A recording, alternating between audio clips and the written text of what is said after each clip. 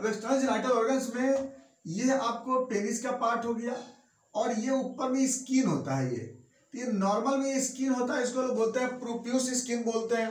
और इसके जो लोअर पार्ट में यहाँ पर क्या होते हैं ना, यहाँ पे अटैच रहते हैं फ्रेनम से, उसको लोग बोलते हैं फ्रेनम या प्रोप्यूस लिगामेंट बोलते हैं, या प्रोप्यूस फ्रेनम भी बोलते हैं इसको हम लोग। तो फ्रेनम से क्या होता है ना कि स्किन यहाँ अटैच रहता है लोअर पार्ट से। तो अब क्या होता है, नॉर्मल में क्या होता है ना कि स्किन जो होता है वह फ्री होता है 7 साल के बाद, उम्र में 7 साल के बाद क्या होता है ना, ये स्किन जो होता है धीरे धीरे फ्री हो जाते हैं। और फ्री होने के बाद ये आराम से जो होता है ना वह बैकवर्ड और फॉरवर्ड होते रहता है। तो यूरिनेशन के समय या सेक्सुअल इंटरकोर्स के समय ये स्किन जो होता है वह बैक रिट्रैक्ट होते रहता है। ये तो नॉर्मल बात है। लेकिन अगर बात ये रिट्रैक्ट नहीं होता है तब इसको बोलते हैं पाराफिमोसिस, सॉरी फिमोसिस बोलते थे।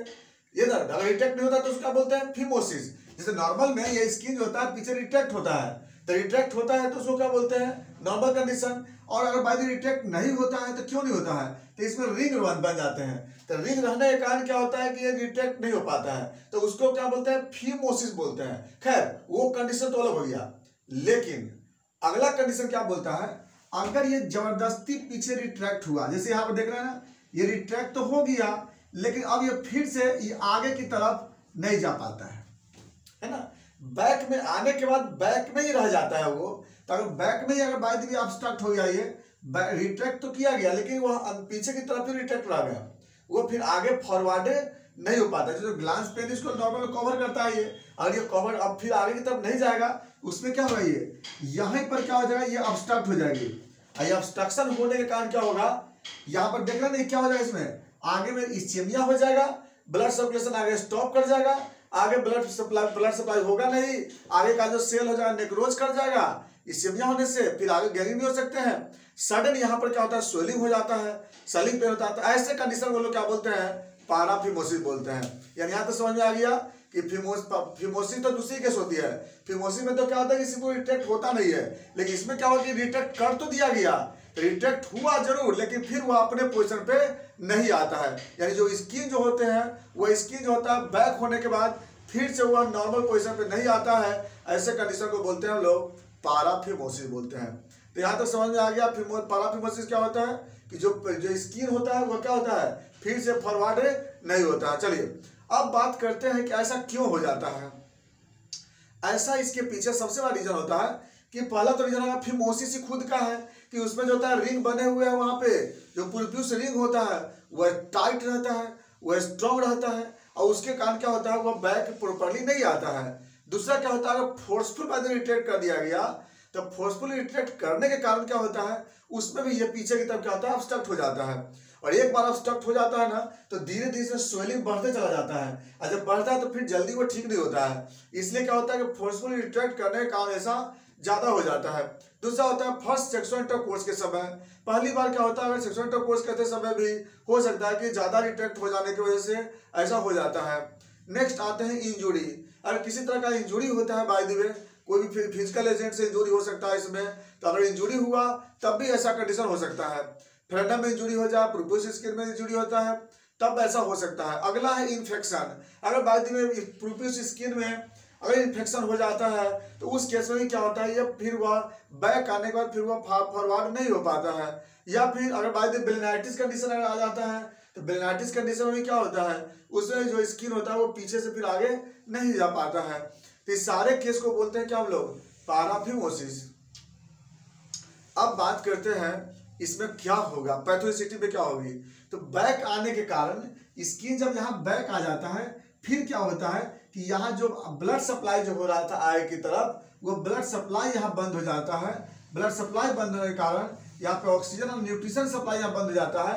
और ब्लड ऑक्सीजन न्यूट्रिशन सप्लाई जब बंद होगा तो आगे में क्या होगा, धीरे धीरे नेक्रोसिस होगा और सेल वहां पर धीरे धीरे डैमेज होगा, सेल सड़ने भी लगेगा। लेकिन यह इसका मेन मैकेनिज्म होता है जिसमें जो स्किन के कारण ब्लड वेसल्स यहाँ पे ब्लॉक कर जाते हैं।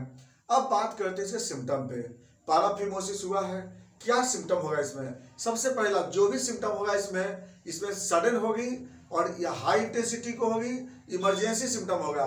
क्या होगा इसमें, सबसे पहला इसमें पेन होगा, काफी दर्द होगा।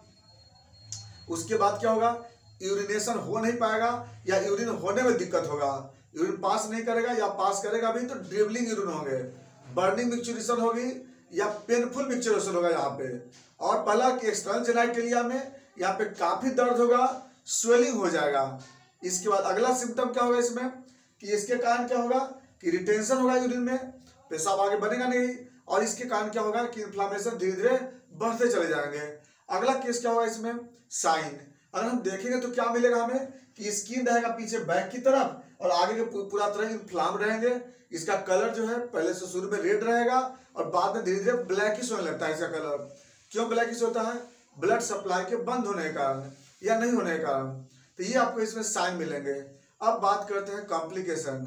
इसमें कॉम्प्लिकेशन क्या हो सकता है, तो कॉम्प्लिकेशन इसका होगा सबसे पहला तो यहाँ पे नेक्रोसिस होगा, गैंग्रीन होगा, यहाँ पे हो सकता है इन्फेक्शन होगा, रिटेंशन ऑफ यूरिन, हाइड्रोनेफ्रोसिस, हाइड्रोयूरेटर जो बैक, क्योंकि यूरिन निकलेगा नहीं, जब यूरिन नहीं निकलेगा तो क्या होगा, ब्लैडर में यूरिन फैले वहां पर डिपोजिट होगा या फिर यूरेटर में यूरिन डिपोजिट होगी, तो पाराफिमोसिस के कारण यहाँ तक प्रॉब्लम आ सकता है यहाँ पे। अगला है डिस्पेरोनिया, सेक्सुअल इंटरकोर्स से प्रॉब्लम आएगी इसमें।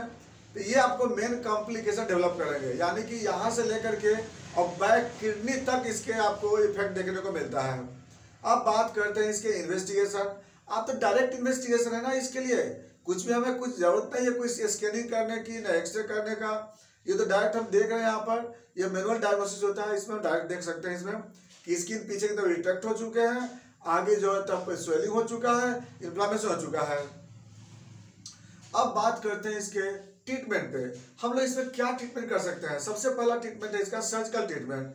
सर्जिकल ट्रीटमेंट में क्या करते हैं कि इसमें हम लोग सर्कमसिजन करते हैं। सर्कमसिजन में क्या करते हैं कि जो स्किन जो पीछे की तरफ जो आ चुका है, ऑब्स्ट्रक्ट हो गया है, यहाँ पर क्या करते हैं कि एनेस्थीसिया लगा करके, लोकल एनेस्थीसिया लगा करके या वहाँ पर इंजेक्ट कर करके और यहाँ से क्या करते हैं सर्कमसिजन कर देते हैं, यानी इस स्किन को यहाँ पर क्या करते हैं हम लोग इस चीज करके हटा देते हैं। नंबर 2 प्रोप्यूसियो यहाँ पे प्लास्टिक करते हैं।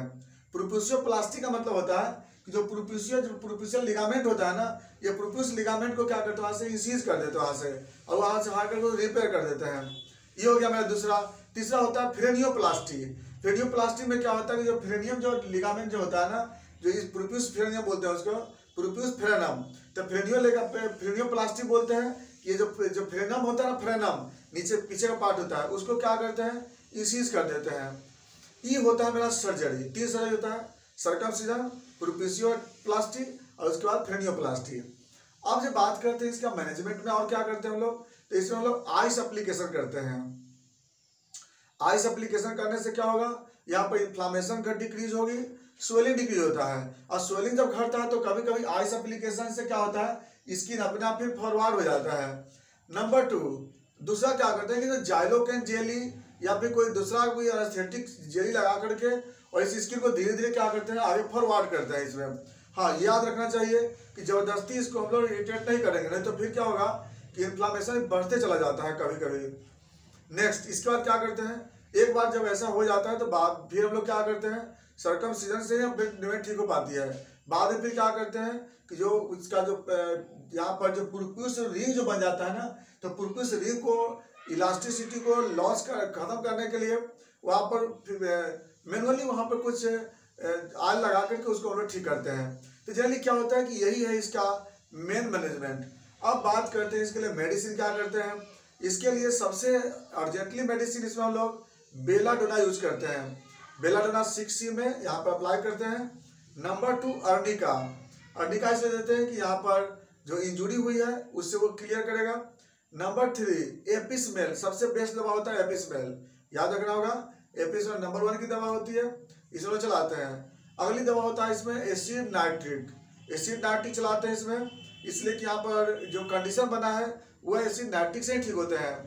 इसके बाद सलेसिया। सलेसिया कब देते हैं कि जब बाय द इन्फेक्शन अगर हो जाता है ना, तो वहाँ पे लोग सलेसिया भी यूज करते हैं। तो जनरली क्या होता है कि पाराफिमोसिस में हम लोग इसी ढंग से सर्जिकल ट्रीटमेंट और प्लस मेडिसिनल ट्रीटमेंट करते हैं। हाँ, फर्क यही है कि पहले हम लोग इसमें मैनेजमेंट कर करके जो स्किन जो पीछे रिट्रैक्ट हो चुका है उसको पहले हम लोग ठीक करते हैं। तो ये था आपका पाराफिमोसिस। बाकी बातें चलेंगे फिर नेक्स्ट वीडियो में। Thanks for watching.